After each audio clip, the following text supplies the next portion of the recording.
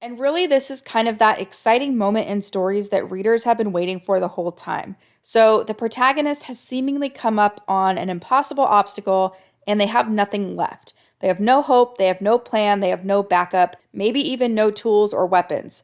But they still have something. They have whatever they learned throughout the entire story. So, they're a different person now, a person who's overcome that flaw from Act 1. So now it's time for them to really prove it. It's time for them to take a leap of faith. And this is typically the super memorable moment in a story where you really feel it on a deeper level as a reader or a viewer. Welcome to the Fiction Writing Made Easy podcast. My name is Savannah Gilbo, and I'm here to help you write a story that works. I want to prove to you that writing a novel doesn't have to be overwhelming. So each week, I'll bring you a brand new episode with simple, actionable, and step-by-step strategies that you can implement in your writing right away. So whether you're brand new to writing or more of a seasoned author looking to improve your craft, this podcast is for you. So pick up a pen and let's get started. In today's episode, we're going to finish up going through the 15 beats of Blake Snyder's Save the Cat story structure template. Specifically, we're going to focus on the beats that make up Act 3 or the very end of a story. We're also going to look at how these beats show up in two different young adult stories, The Hunger Games and Everything Everything. If you missed the other 3 episodes in this series, I highly recommend pushing pause on this episode and checking out episode number 47, 48, and 49 first. In those episodes, I walk you through the beats that make up the beginning and middle of a story, so you don't want to miss them. I will link to all 3 of those episodes in the show notes for easy reference. As a quick recap, in episode number 47, we talked about how the beginning of a story is all about setting up your protagonist's ordinary world and then getting them involved with the main conflict of the story via the catalyst beat and the break into 2 beat. Act 2 is all about your character responding to the events of Act 1 and pursuing their overarching story goal. So that specific thing that they think will fix their life or bring things back into balance or finally make them feel happy and fulfilled. But as we covered in episodes number 48 and 49, we know that they need to go about things the wrong way and face meaningful conflict before ultimately learning the lesson of the story and changing. So Act 2 is all about your character changing and coming out the other side in Act 3 a different person.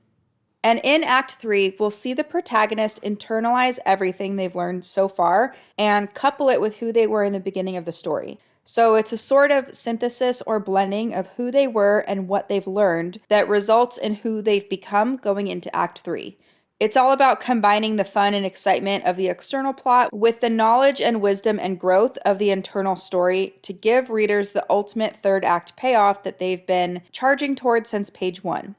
And in a minute, we're going to see how this plays out in both of our case studies, but I just wanted to set the stage and show you the overall shape of Act 3 before we dive into the details. Now, quickly, let's talk about word count. If we keep going with our example of planning an 80,000 word novel, this section takes up about 25% of those words. So that means we're looking at the final 20 or so thousand words here. And if you're writing scenes that are about 1,500 words long, that means you're going to have about 14 scenes here too. Again, this is not a hard and fast rule, but it's generally a helpful guideline, especially in the planning stages. Also, another quick reminder before we dive in is that some of the beats in the Save the Cat method are going to be single scene beats, while others are going to be multi-scene beats. I will explain more about that once we get into each beat, but just keep that in mind for now. If you want to follow along and take notes or just see a visual of what we're going to talk about, I created a worksheet that goes along with this episode that you can download over at savannahgilbo.com/scene map. So that's scene map, one word, savannahgilbo.com/scene map. Okay, enough recaps. Let's dive into the specific beats that make up Act 3. And surprise, there's only 2 of them, but one has multiple parts. So here we go. Beat number 14 is the finale, and this is a multi-scene beat in which you resolve all of the problems created throughout the entire story and prove that your protagonist has changed because they've learned the theme of the story. So if you remember in the last beat we went over, the break into 3, that was all about your character taking the first step toward their new plan or their first step out as this new and improved person. So the finale is a multi-scene beat that continues that forward momentum. So in our plan of 14 scenes for this section of the story, the 5-part finale is going to take up 13 of those 14 scenes. So it is a big chunk of Act 3. But don't worry, because this is where Save the Cat really saves our butt with what they call the 5-part finale. So the 5-part finale essentially breaks down the third act into 5 parts, giving us even more clarity on what needs to happen in this section. And really, what you're trying to do here is solve the main plot problem or answer the main plot question that you raised in Act 1. So, in a romance, we want to hear, does the protagonist get the girl? In a thriller or a mystery, we want to know, does the detective bring the criminal to justice? Or in an action or a horror story, we want to know, does the protagonist survive? So, part 1 of the 5-part finale is called Gathering the Team. And in this microbeat, your protagonist is essentially gathering help. But this doesn't always mean they're going to go around literally rounding up people to help them solve the plot problem. This could also mean gathering tools or making plans or collecting supplies or mapping out the route, whatever it is. It's really just preparing for the big climactic moment that's to come. And part of this microbeat could include things like mending fences also. So let's say your protagonist got in a fight with their parents or their best friend or whoever during Act 2. And now that they've learned the lesson of the story, he or she might need to mend fences and apologize in order to move forward into the climactic moment. So just keep that in mind. Now let's take a look at our 2 case studies. In the Hunger Games, the game makers have just changed the rules so that now there can be 2 victors. So Katniss wants to team up with Peeta, but in order to do that, she has to go find him first. So for Katniss, she's literally going to gather her team. In Everything, Maddie decides to look through her mother's files, and she finds records of almost everything relating to her health except for the SCID diagnosis. So this is a fun example because she's gathering information in this microbeat, not people. Part 2 of the 5-part finale is called Executing the Plan. And in this microbeat, now that the tools or the team has been gathered, it's go time. So your protagonist and their allies, if they have allies, execute the plan. Even if the plan seemed crazy or impossible at first, at this stage, it seems to be working. This is also where secondary characters or your B-story characters tend to make sacrifices for the cause. So sometimes they die or they get injured or they have to give up, something really powerful that only they can operate. Or maybe it's just that they need to move aside and let the protagonist step into the spotlight a little bit more. And again, this is not just a sacrifice to check a box. The purpose of these sacrifices is really to get your protagonist to face the climactic moment alone, because we want to show readers that they really do have what it takes to succeed. So let's go back to our case studies to see this microbeat in action. In the Hunger Games, this is when Katniss and Peeta defeat the rest of the tributes and the genetically mutated wolves until they're the only 2 tributes left in the arena. So they've executed on their previous plan of winning together. In Everything, this is when Maddie confronts her mother, who swears up and down that she has proof of Maddie's diagnosis, it's just gone missing somewhere. And it's in this moment that Maddie realizes Carla's been right this whole time. There's something wrong with her mom. And even worse, Maddie realizes she's not actually sick. She never has been. So she's executed on the plan of confronting her mother about her illness in the search for the truth. Part 3 of the finale is called the Hightower Surprise. And in this microbeat, things seem to be going well until they aren't, or until the protagonist realizes they've been led into some kind of trap. And although this might sound specific to an action story or one of the more external-leaning genres, it can really apply to any of them. You just have to think a little more metaphorically about leading the protagonist into a trap versus thinking super literally. And the purpose of this microbeat is to show that the protagonist might have been a little naive and overconfident in their plan. So it's another bit of conflict that provides one last opportunity for the protagonist to really prove their worth or to prove that they're a new and improved person. So let's take a look at our case studies. In the Hunger Games, this is when the game makers announce another rule change. Only one person can win. So they've gone back on their last rule change, and now only Peeta or Katniss can win, not both. So this definitely counts as a Hightower surprise. In Everything, this is when Maddie gets the official word from her doctor that she does not have SCID, but because she's been inside her whole life, she does have a very vulnerable immune system. So, because of all this, her relationship with her mother is forever changed, and she's essentially been led into a trap because although she doesn't have skid, she does have a weakened immune system as a direct result of her mother's actions. So, that's what I was talking about earlier. It doesn't have to be a literal trap like a bear trap on the ground or, walking through a door and the door locks. It can sometimes be more metaphorical. Maddie is now trapped in this life because of what her mother did. Part 4 of the 5-part finale is called Dig Deep Down, and this microbeat is kind of like a mini debate. So it's the reaction to whatever happened in the Hightower surprise microbeat. And really, this is kind of that exciting moment in stories that readers have been waiting for the whole time. So the protagonist has seemingly come up on an impossible obstacle and they have nothing left. They have no hope, they have no plan, they have no backup, maybe even no tools or weapons. But they still have something. They have whatever they learned throughout the entire story. So they're a different person now, a person who's overcome that flaw from Act 1. So now it's time for them to really prove it. It's time for them to take a leap of faith. And this is typically the super memorable moment in a story where you really feel it on a deeper level as a reader or a viewer. So let's look at our 2 case studies. In the Hunger Games, Katniss is feeling pretty furious that she's been fooled by the game makers and the truth of her reality finally sets in. She realizes that she can't just survive the Hunger Games. She has to rebel. She has to show the Capitol that they don't own her, just like Peeta said earlier, and therefore Katniss and Peeta prepare to eat the poisonous berries, proving once and for all that she's not going to be a pawn in the Capitol's games. Instead, she's someone who will sacrifice herself to make a political statement rather than kill Peeta to win. In Everything Everything, this is when Maddie buys a ticket and flies to New York City to find Ollie. On the plane, she's doing some thinking and she observes that anything can happen at any time and that safety is not everything. There's more to life than being alive. And while writing her spoiler review for The Little Prince, she says, "Love is worth everything, everything." So from this, it's crystal clear that she's learned the theme or the lesson of the story, and it's clear what she wants her next steps to be. She wants Ollie back.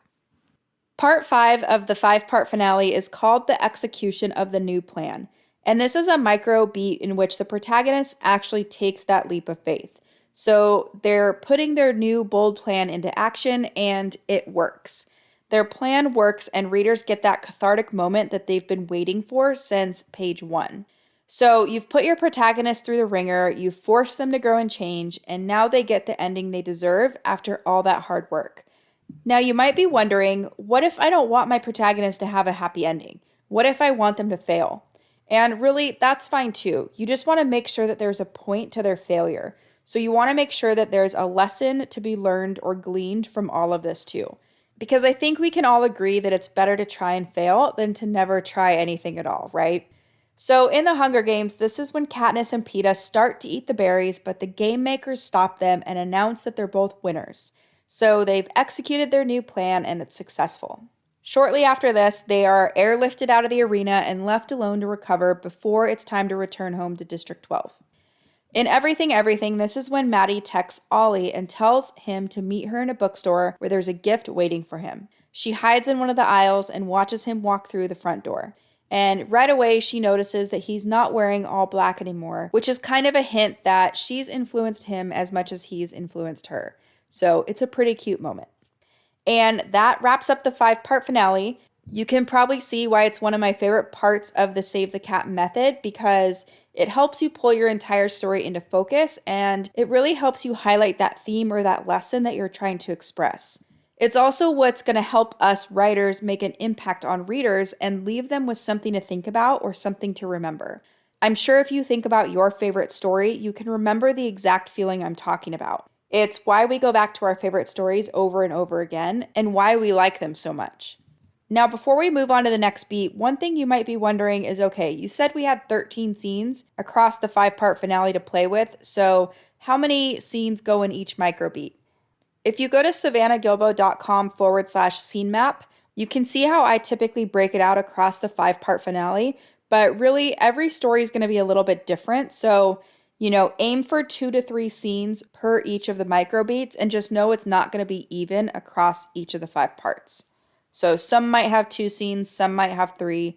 Just use your best judgment for what will work for your story. or go download the scene roadmap at savannahgilbo.com/scene map, and you can see how I would break those down if I were planning a story. Okay, so now let's move on to the very last beat. Beat number 15 is the final image beat. And this is a single scene beat in which you show readers an after snapshot of your protagonist's life and how much he or she has changed since the very beginning in the opening image. So in our map of 14 scenes, this is going to be the 14th scene or the very last scene in your story. And essentially, this is going to be the opposite of the opening image that you delivered in Act 1. So what's your protagonist's life like now that they've survived the events of the story? How far have they come, or what's changed, or what have they learned? How have they grown? In this one final scene, it should be very obvious to readers how the story has changed your protagonist. The farther apart your opening image and your final image are, the more you've proved that there was a point to this whole story you just shared with readers, and also that the story you've written works. So let's take a look at our 2 case studies. In the Hunger Games, Katniss and Peeta return to District 12 as victors. So very different from the opening image, right?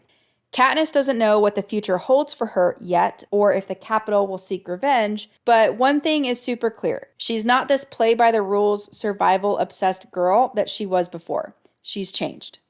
In Everything, we see a visual representation via Maddie's drawing of the gift that she left for Ollie. So it's a copy of the book, The Little Prince, and inside the front cover, she has written, "Reward if found, me." So from this, we can infer that they've found each other again and that she's living her life no longer held back by this fake illness. So she's changed and her situation has changed too. And with that, that wraps up all 15 beats of the Save the Cat plotting method. I hope you can see how and why it helps you create a solid arc of change and therefore a solid story. Now, as I mentioned through each of the last 4 episodes, I want you to really make sure that you're linking together your scenes with a cause and effect chain. So after you've kind of gone through each of these beats over the last 4 episodes and you've planned out your whole outline or your whole draft, I want you to zoom out and I want you to ask yourself, does each scene cause the next scene to happen? And if not, go in and make some tweaks. And I swear all the hard work that you put in making sure the scenes link by a cause and effect chain, that is going to save you so much time and effort and just, blood, sweat, and tears as you write your draft. So I highly recommend putting the time in now to go through that exercise now that you've created a roadmap or an outline of the story you're trying to tell. So when it's time to write, nothing on your roadmap should feel random or out of place. And one more suggestion, I highly recommend going back to listen to episode number 40. That's all about writing well-structured scenes before you get into the nitty-gritty of actually writing your draft. I will link to that episode in the show notes for you too. So holy cow, that was a lot of conversation about story structure, right? I geek out on this stuff, so it was a lot of fun for me to record. I've also heard from a lot of you that you've really, really enjoyed these episodes, so I will try to figure out fun ways to keep the conversation going.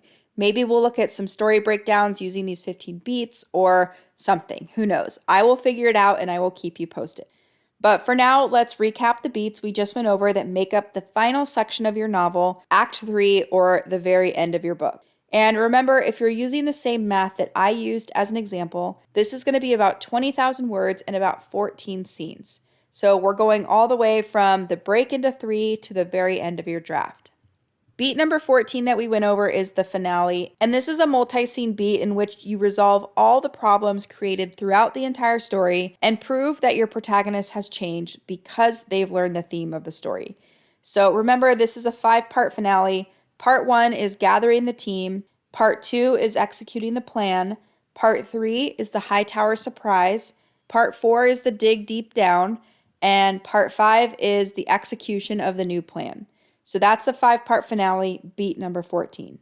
Beat number 15 is the final image, and this is a single scene beat where you give readers an after snapshot of what your protagonist's life is like now that they've survived the story and now that he or she has changed and gone on this whole adventure. So it's really where you show readers what their life is like now that the main plot is over. And that's it. That's our exploration of the 15 beats of the Save the Cat method. If this structure resonates with you, there are a few really great books that you can check out that I will link to in the show notes for you. My favorite one is Save the Cat Writes a Novel by Jessica Brody, but there's also the original Save the Cat book by Blake Snyder too. Both are fantastic and both go into way more detail than I can do on a podcast. And don't worry if this structure doesn't resonate with you. There's no right way to plot out a novel. But either way, I hope you enjoyed this episode and this little mini series about the Save the Cat plotting method. Hopefully it got the creative juices flowing and hopefully it helped you map out your next draft. You'll have to let me know, so either send me a DM on Instagram or send me an email or leave me a review on the podcast. I'd love to hear if these episodes helped you map out your story, so please let me know. And finally, if you want to download the freebie that goes along with this episode, head over to savannahgilbo.com/scene map. So that's scene map, one word, savannahgilbo.com/scene map. So that's it for today's show. As always, I want to thank you so much for tuning in and showing your support. If you want to check out any of the links I mentioned in this episode, you can find them over at savannahgilbo.com/podcast. And if you haven't done so already, make sure you subscribe to the show because there's going to be another brand new episode coming out next week. If you're an Apple user, I'd really appreciate it if you took a few seconds to leave a quick rating and review. Your ratings and reviews tell iTunes that this is a podcast that's worth listening to. And in turn, that helps this show get in front of more fiction writers just like you. So that's it for today's show. I'll be back next week with a brand new episode. Until then, happy writing.